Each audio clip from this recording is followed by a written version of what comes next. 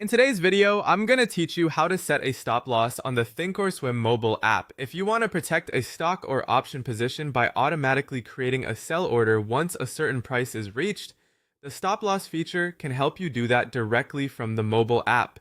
This is a useful risk management tool, especially if you can't watch the market every minute. To get started, open the Thinkorswim Mobile App on your device.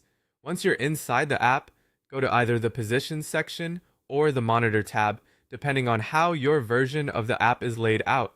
Both of these areas are designed to help you view the positions you currently hold. Next, find and select the stock or option position that you want to protect. Make sure you choose the correct position, since the stop loss order will be attached to whatever asset you select.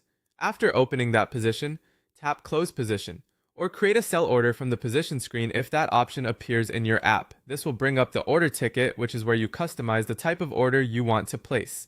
On the order ticket, tap Order Type. By default, the order may be set to Market or Limit, so you'll need to change it to Stop. A stop order is designed to trigger a sell order when the asset reaches the stop price you set, which can help limit downside risk. Once you've selected Stop, enter your stop price. This is the price level that will trigger the sell order. Be careful when entering this number and double check it before moving on.